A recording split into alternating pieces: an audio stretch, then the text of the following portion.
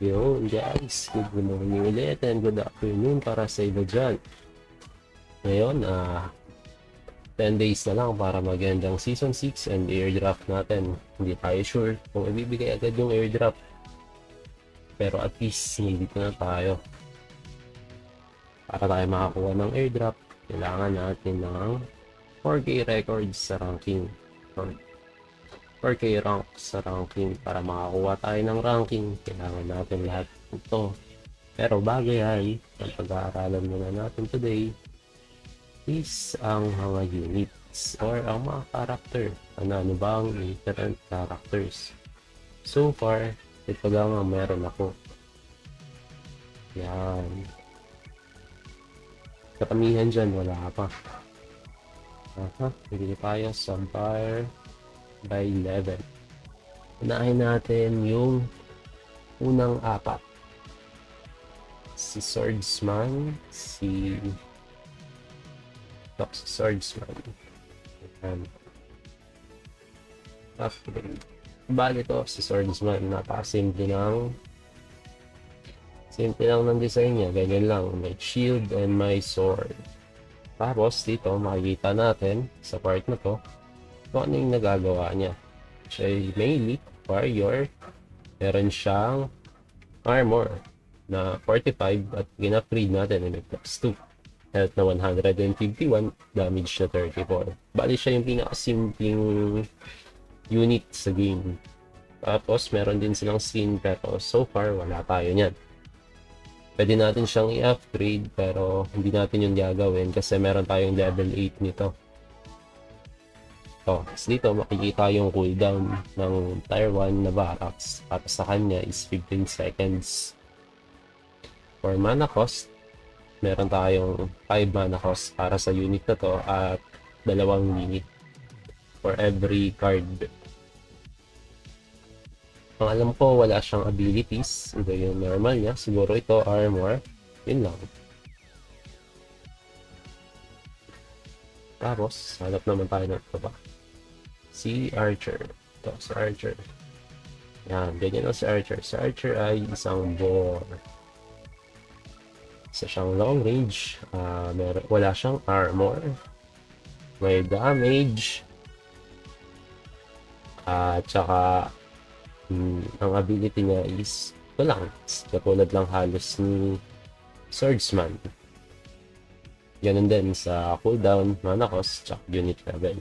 Pinagkaiba lang nila, si Archer is range at wala siyang armor, mas malambot siya.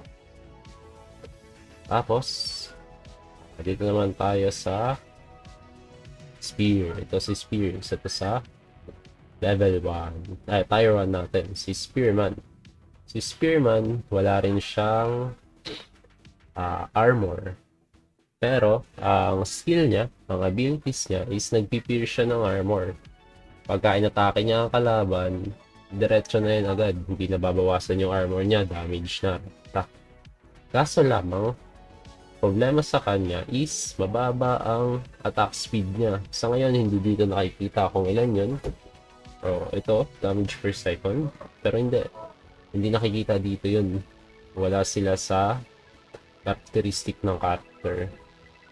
Tapos, ang mana cost niya is medyo mahal siya. May kamahalan, 7 na mana cost. And overall, ganun din. 15 seconds cooldown. And unit limit is 2.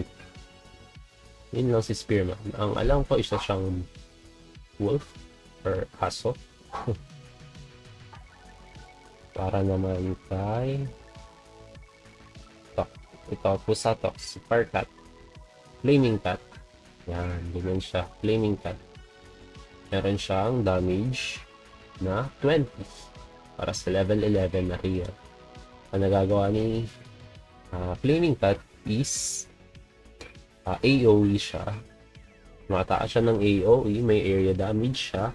Kung sa area damage niya, habang nandun ang kalaban, nababawasan sila ng 10 per seconds. Hindi tumatagos sa armor ang atake niya, at may mana cost din siya na 7. Same lang din sa cooldown na 15 seconds, and unit limit niya is 2. Bali, ang na-atake niya lang is ground unit, pero nababawasan din ng area effect na yung aerial unit natin. Yan. Speaking of aerial unit, sunod naman natin tong si Skrillcopter. Bali siya ang unang Tier 1 na lumilipad natin. Yan. Isa siyang squirrel at nakalakasakay siya sa ewan ko kung ano yan, pero para siyang helicopter o aeroplano. Basta. Yan. Siya ay aerial unit. Meron siyang mana cost na 2 and unit limit na 2. Meron siyang damage na 25 at health na 159. Ganun din. Range unit siya. At na-atake niya ang both flying and land unit natin. Dahil lumilipad siya, hindi niya kailangang lumiko-liko sa mga obstacles gaya ng puno or ng mga building. Pwede niya yung i-fly over lang. Yan. Tapos, sa Tier 1, sino pa ba ang type? Si Skeleton. At si Skeleton is isang Tier 1 unit. Madaling salita, isa siyang range at putol pa. Isa siyang melee at putol din ang espada niya. Wala siyang abilities, pero ang kagandahan sa kanya, siya lang ang sa season na to, nag-iisang 3 units na pwede nating ilabas sa isang card. Napakaganda nito pagka high level and high rarity. Kasi sobrang bilis niya lang mailabas ng mana cost niya. Pag nilabas mo siya, dire-diretso lang yan halos. Tapos may damage siyang 13 at may health na 103. Oo, malambot siya, pero doon siya bumabawi sa paglabas niya ng unit. Mas madami kang barracks, mas madami kang malalabas na ganito. Paramihan lang ng character, the best to. Pero hindi niya kayang atakihin ang aerial unit. Land unit lang din siya. Yan. Sa Tier 1 natin, meron pa ba tayong nakakalimutan? Ito, si Shotgunner. Isa siyang bore. Range unit din siya. Bali, kaya niyang umatake ng land and aerial unit. Meron siyang armor. Siya ay makunat na range unit. Pero, hindi siya ganun kabilis umatake since shotgun niya ang gamit niya. Tapos, every third attack stuns your opponent for 1 second. Ganoon na nga. Nakaka-stun siya ng unit. Malaking bagay yon kasi pag 1-on-1, siguradong mananalo siya. Kasi meron din siyang armor. Tapos, siya na no, may attack cooldown siya na nakalagay dito. Pero ito is nasa mataas na level, pwedeng makuha. Meron pang mga ganun. Mamaya, pag-usapan natin yun. Tapusin lang natin ang mga units. Sino pa ba na-miss natin? Ito, si Killer Crow. Yeah, cute na cute lang siya. Tamang ninja style lang. Or mukha siyang assassin. Ang characteristic niya is fast melee unit. Bali, para siyang nag-blink sa kalaban. Ang skill niya is mapupunta kagad siya sa kalaban natin. Meron siyang attack cooldown na 0.6, damage na 15, at health na 10. Bali, hindi ko siya ginagamit kasi ang baba pa ng level niya. Wala pa ako masyado nakukuha ang card nito. Tapos, ang mana cost niya rin ay 6. Medyo may kamahalan para sa Tier 1. Land unit lang din siya. Hindi niya kayang matake ng aerial. Yan. Yan siya. Tapos, ang isa pa natin ay si Twin Frog. Double Toads pala. Si Double Toads, a pair of warrior brother who can attack while in motion. Habang lumalakad sila, pwede silang umatake kahit umaatras pa yan. Effective against both ground and airborne target. Ang alam ko, hindi ako sigurado kung tama ba yun. Pero ang alam ko, umaatake daw sila ng aerial and land ng sabay. Hindi one at a time, kundi sabay. Kaya kahit 2v1 pa ang laban, kung meron siyang medyo makunat, lugi tayo doon. Pwede ko na siyang i-upgrade kung tutuusin, pero dahil common lang siya, hinihintay ko pang magkarira ko nito para hindi naman masayang yung cards natin. Ganyan siya. Ang Toad. Yung isa ay sakay sa likod na may dalang sumpit. Yan. Yan. Tier 1. Tier 1, meron pa ba tayong Tier 1 dyan? Ito, si Healer. Si Medic, isa siyang rabbit na tamang sway-sway lang siya. May dala siyang libro sa likod at may plus sign indicating na siya ay healer. Bali wala siyang damage dahil siya ay may healing naman. Nag-iisa agad. Siya ay range unit 25. Ilalapit mo lang siya sa may damage na unit and kung saan na siya mag-heal. Ano lang siya kaganda. Napakaganda din ito since na limited lang yung may unit and limited lang naman yung may sobrang bilis sa dami ng atake kagad yung nakakapag-burst. Kaso may kamahalan, mana cost niya is 6 at meron ding disadvantage pag ginawa mo siya since wala nga siyang damage. So, titignan natin kung may tier 1 pa ba tayo dito na means wala na. Pero meron akong mga wala pang unit. Mamaya, titignan natin sila sa site kung makikita natin. Punta muna tayo sa Tier 2. Bali sa Tier 2, merong paunang bigay sa mga new accounts. Ito ay si Swordsman, si Knight, si Wolf Knight natin. Isa siyang Knight, meron siyang armor, mataas-taas na siya since rare siya and level 12. Pero sa simula, hindi yan ganyan kataas. Tamang balance lang. May armor siya and AoE attack. Pero siya ay melee unit lang na hindi kayang umatake ng area unit. Pero okay lang yun. Effective siyang panlaban pala skeleton. Since skeleton is malambot lang, pero masakit pa rin ang damage. At si Knight is hindi ganun kabilis ang attack speed niya. At hindi rin siya ganun kakunat kung tutuusin. Tapos, ang isa natin ay si Sniper. Yan. Si Sniper naman ay isang Fox. Medyo matagal yung cooldown ng atake niya. Siya lang nag-iisang 3 seconds dyan. Which is sobrang bagal niyan. Then, mabagal lang din siya maglakad. Ang kagandahan sa kanya, mataas ang damage nito at sobrang haba ng range. Bukod doon, yun lang. Yun ang kanyang effect. Tapos, may mana cost din siyang 14 at 30 seconds cooldown naman. Para mo siya magawa, kailangan mo rin ng Tier 2 or level 2 na barracks. Same din kay Swordsman. Kailangan niya ng Tier 2 and 13 mana cost lang. Tier 2 na barracks. Yun ba tayo? Ito, isa sa gamit na gamit kong ito, si Ninja. Yan, si Ninja is siguro isa rin siyang hindi ako sure kung anong animal siya since may mask siya pero mukha siyang kalahi ng mga aso. Yan. Ang kagandahan kay Ninja para siyang si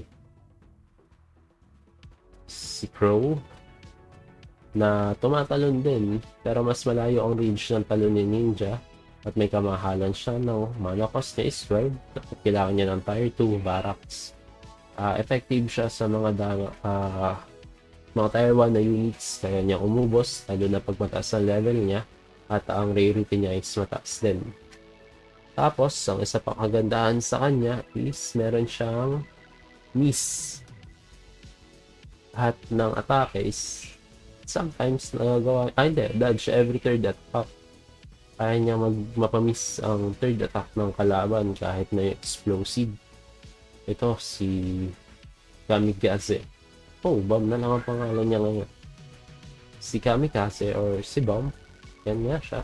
Siyang Bomb, hindi sure kung anong klase ng animal siya. Pero ang siya is parang stegis na nagsi-suicide. Tamang lakad lang siya pag nakalapit siya sa kalaban, then suicide. Ang pangit lang sa kanya, hindi niya kayang tumaan ang area unit. Lahat lang ng land unit ang kaya niyang pasabugan. Tapos sobrang lambot niya lang din. Kaya dapat ang pinakamagandang paggamit nito is talagang surprise. Para easy win pag nangyari yun. Pag hindi yun nag-succeed, talo. Baka 50-50 lang ng paggamit sa kanya. Tapos, isa pang target unit natin is si Paladin. Si Paladin ay ang isang melee unit natin. Kung titingnan nyo is para rabbit din siya. At dahil doon, parehas silang may heal. Ang healing nito is parang life steal. Pero lahat ng unit na malapit sa kanya magkakaroon ng heal. Meron siyang mana sa 13 and tier 2 o barracks na kailangan niya.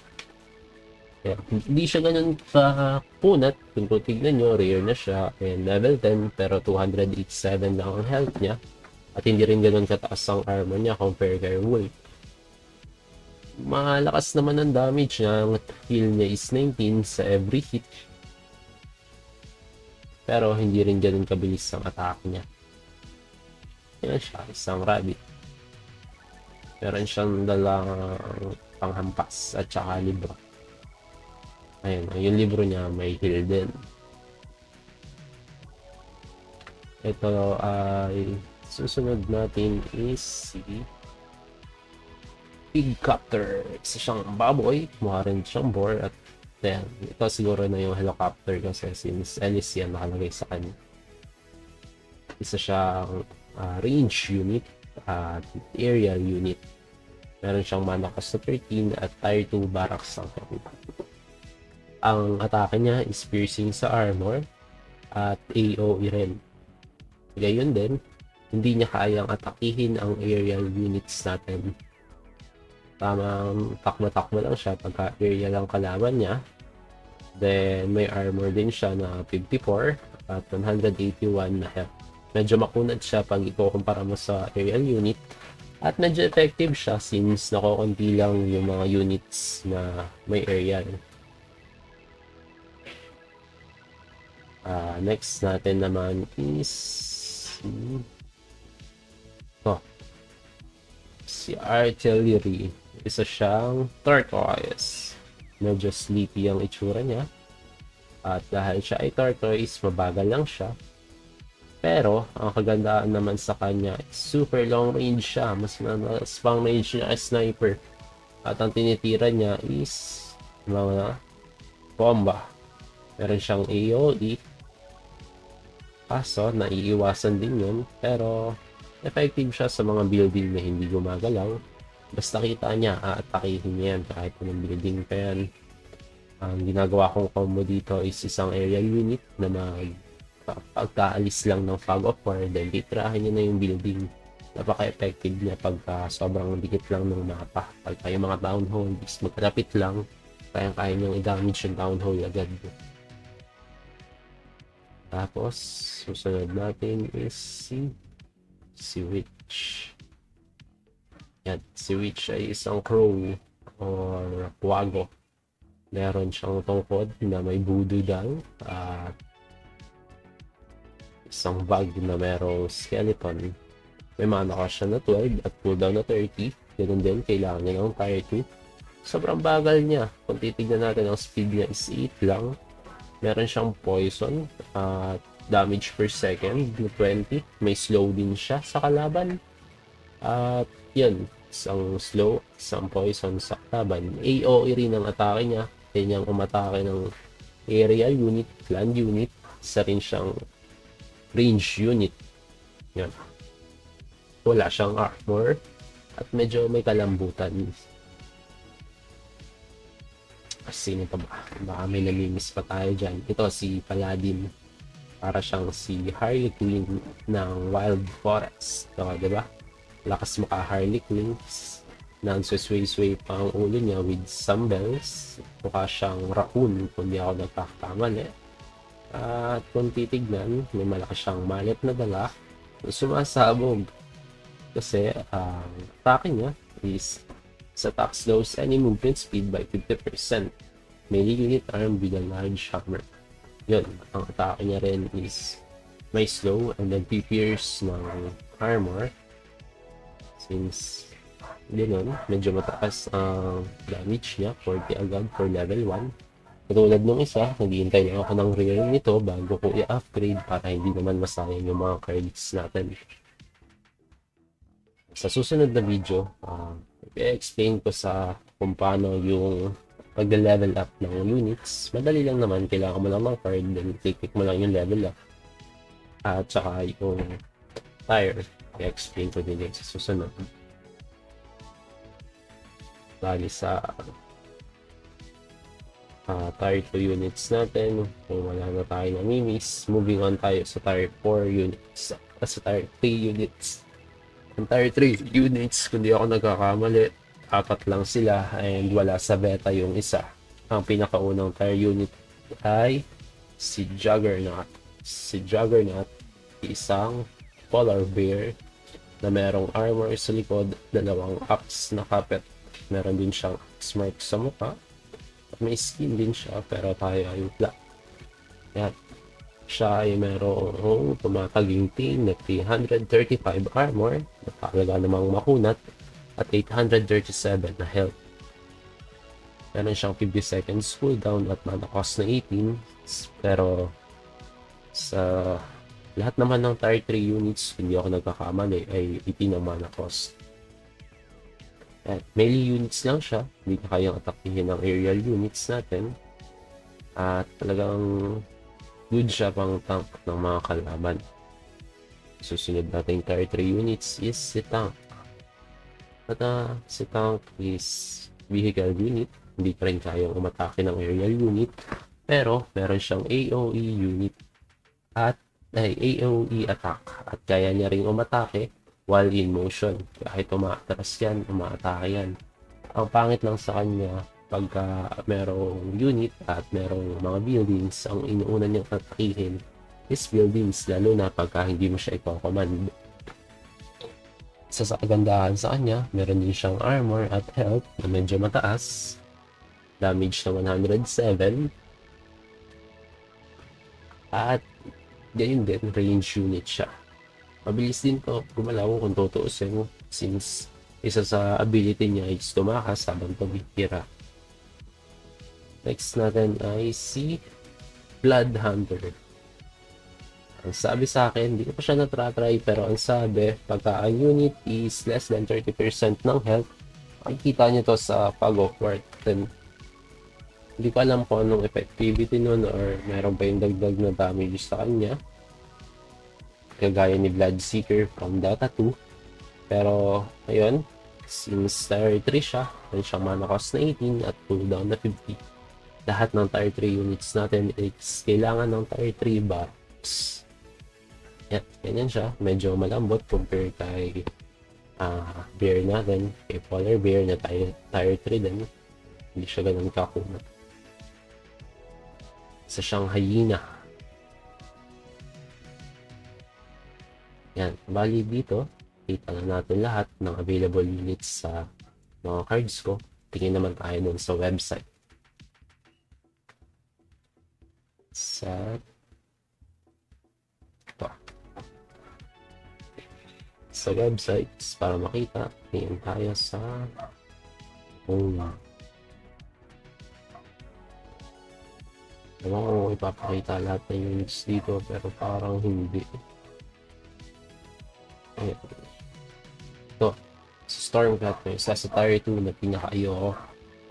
Isa siyang Stormcat, ang skill niya or ang atake niya ay kaya niyang umatake ng range units, aerial unit at land unit ng sabay-sabay. Pati building, bumabaldig ang tira niya hanggat kaya niyang abutin. Para siyang first skill ni Zeus na unlimited, kasi as in lahat ng unit binabaldigan nito. Effective siya sa group ng mga units, lalo na pag mataas ang level niya at ang rare rate niya. Meron siyang mana cost na 14 at tier 2 siya. Yung kunat niya, hindi, medyo makunat din siya ayon sa mga nakakalaban ko, pero matataas naman ang level nun, kaya ganun. Sino pa ba? Next lang tayo, tingin. Pero parang paulit-ulit lang kasi dito. Hindi ito lahat. Paulit-ulit nga lang siya. Sino ba ba nakalimutan natin? Meron sa inventory.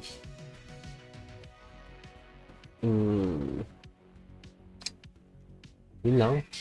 Meron pa dyang mga units, 25 sila lahat. Kaso wala yung iba dito. Hindi ko maipapakita sa inyo since wala ko. Or pwede tayong tumingin sa marketplace. Ito, marketplace tayo. Lahat ng units. Total flooding tank. Temporary aircraft. Si aircraft yung isang tier 4 na units, tier 3 units natin na wala pa in-game. Hindi ko sure kung anong nagagawa niya, pero kung titignan, kaya niyang umatake sa aerial and sa land. Mukha din siyang makunat, kaya may kadayaan to pagka nagkataon. Pero sinabi ko nga, wala pa siya sa unit. Nasa mainnet lang natin siya since nasa beta pa tayo, hindi pa natin pwedeng gamitin lahat ng mainnet.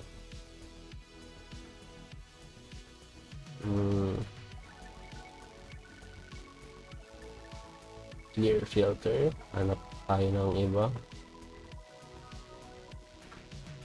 Okay, ayaw mag-clear.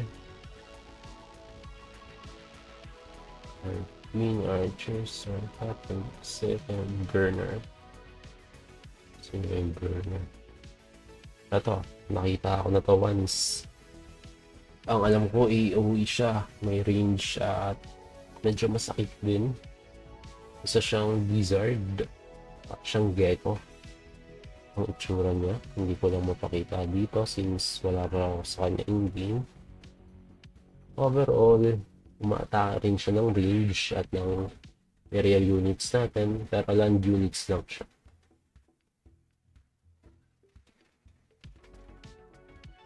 Sino ba? Si Devin. Hindi ako sure kung napakita si Devin. Pero si Crossbow ang isa. Ito, mas napakita ako na to. Siya yung pig captor natin. Yung isa is si Crossbow. Si Crossbow is para siyang si Borden na archer. Ang kakaiba lang is Crossbow nga ang gamit niya. Ang atake niya is piercing sa armor at alam ko is may armor din siya ng konti. Nakakasakit nito pagka mataas ang unit since aerial siya, ay since range siya at kaya niyang tumira ng aerial at bago makalapit sa kanya mga melees, madadamage niya na agad.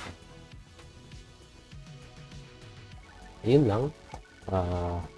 Overall, yun lang ang ating mga units. Ewan ko kung naka 25 na tayo pero kung may na-miss man ako, pwede naman niya siyang i-check sa mga website natin. At pwede rin kayong bumili na ng mga unit panghanda para sa susunod na maging natapos na tayo ng beta at mag-alpha ng release ng game. Yan. Sneak peek ulit muna tayo. Isang game lang. Tingnan natin kung mapapakitaan ko na kayo this time ng panalo. Fine match lang tayo. Tamang intay-intay lang. Gaya ng sinabi ko dati. May katagalan ng waiting time natin na hindi na siya, may exceed na siya ng 15 seconds.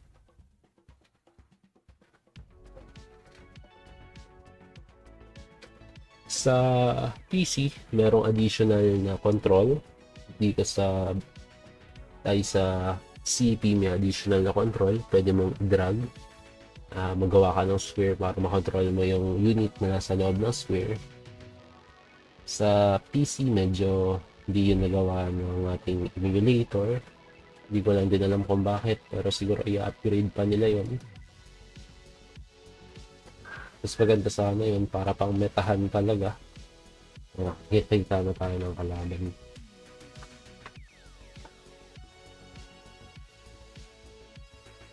Steady. Yun, lagi tayo. Sana medyo pantay lang ang unit natin sa kanya. Hindi siya nakagold. Pero itong strategy niya is minimal. Yun, si Crossbow agad ang kalaban natin.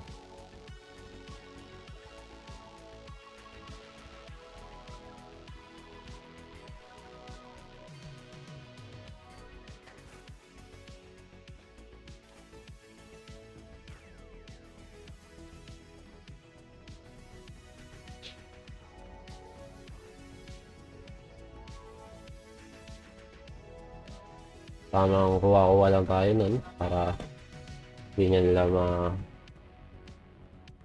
atake. Padala tayo ng skeleton para pwede natin atakein yan. Parang chicha-chicha lang, bawas-bawas. Hintay-hintay na ng units. Since skeleton ang gamit natin, medyo lamang tayo kagad sa kanila. Pero since may tower sila, medyo lamang pa din sila sa atin. Labas tayo ng isa sa paborito natin, damage sa tower.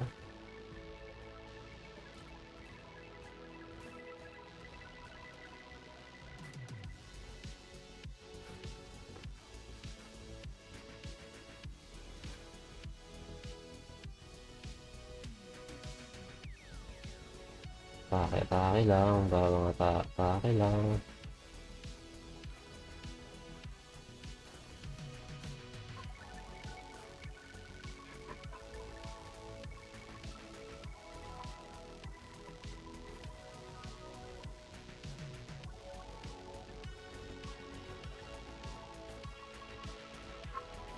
Still lang tayo doon.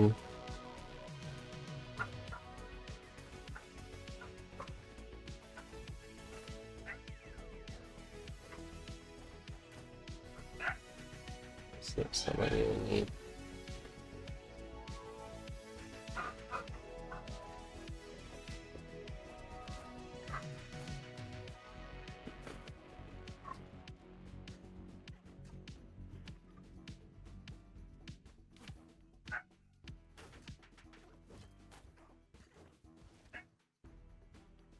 Bili tayo ng rocks para mag-inventory. Tapos okay din tayo dito ng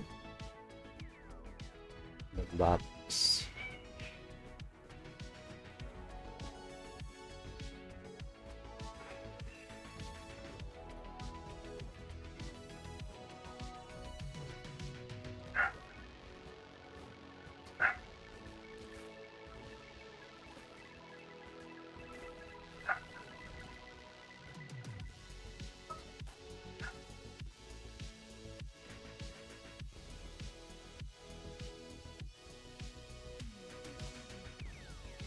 Since hindi ako sanay, medyo kakaiba yung card ko ngayon.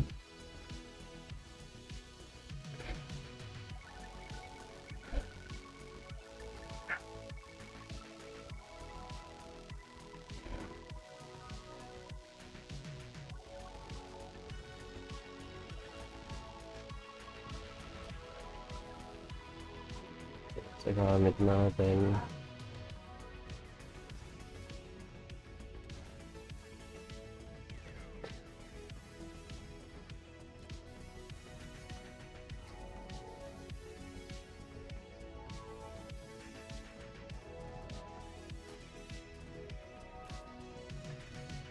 pangit ng card natin, hindi tayo sanay sa gamit. Next game tayo. Yun na muna ulit. Talo muna tayo.